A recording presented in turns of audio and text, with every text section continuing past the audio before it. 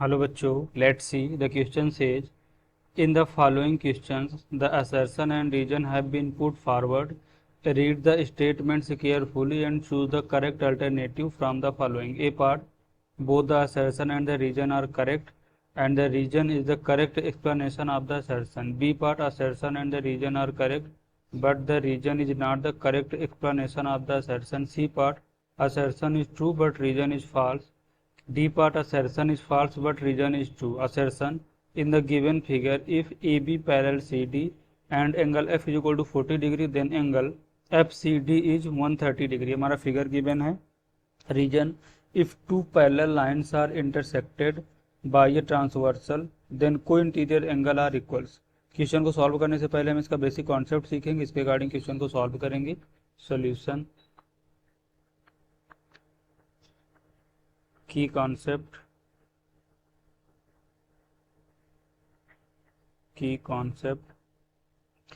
देखो अगर ये हमारे पास दो पैरेलल लाइंस हैं और ये कोई ट्रांसवर्सल लाइन है, तो जो हमारा अगर यहाँ पर ये एंगल 1 है और ये एंगल 2 है, तो angle 1 is equal to angle 2, ये क्या होंगे? इक्वल होंगे क्योंकि ये क्या है हमारे अल्टरनेट एंगल्स. देखो यहाँ पर अगर ये एंगल हमारा 3 है, देन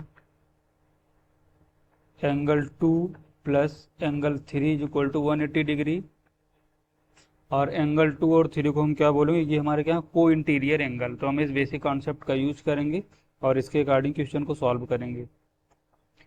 देखो यहाँ पर हमारे क्वेश्चन में क्या गिवन है, ये फिगर गिवन है, इसे बना लेते हैं यहाँ से.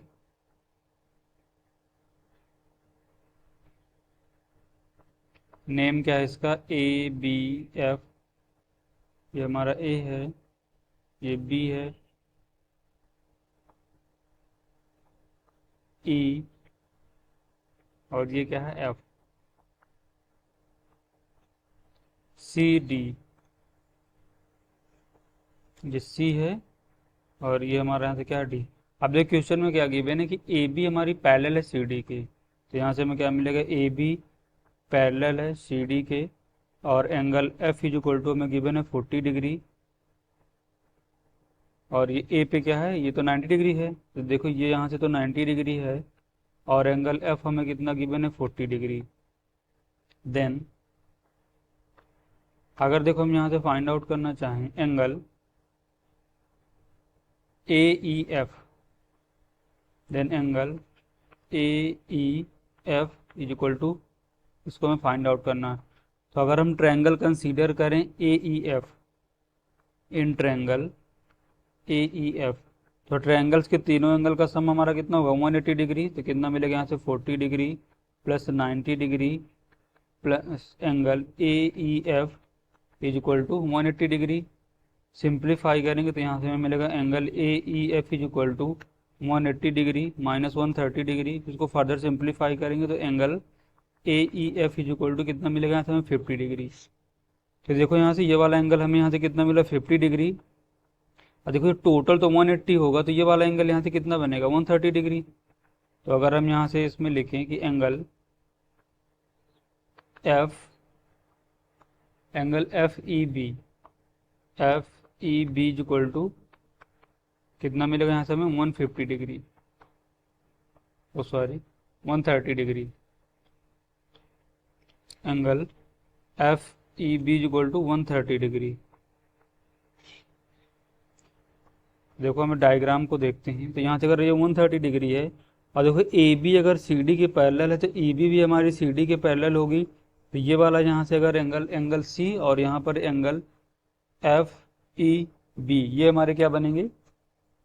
अल्टरनेट एंगल, जो हमने की कॉन्सेप्ट पे डिस्कस किया है.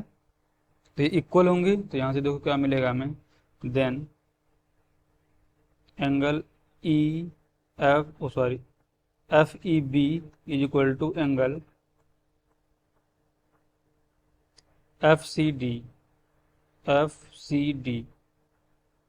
अगर हम यहाँ से ये देखें ई सी डी के इक्वल होगा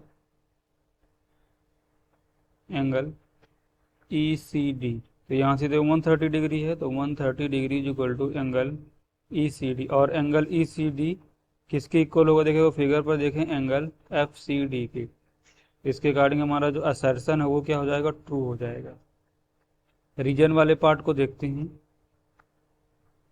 रीजन, देखो रीजन हमारे क्वेश्चन में क्या गिवन है, if two parallel lines are intersected by a transversal then the co-interior angles are equal. तो देखो हमने यहाँ पर की कॉन्सेप्ट पे डिस्कस किया कि जो हमारे को इंटीरियर एंगल, यहाँ पर एंगल 2 और एंगल 3 हमारे को इंटीरियर एंगल हैं, ये इक्वल नहीं होते हैं, बट क्या होगा इन दोनों का सम 180 डिग्री होता है। तो इसके अकॉर्डिंग जो हमारा ये रीजन है ये क्या हो जाएगा, फॉल्स हो जाएगा।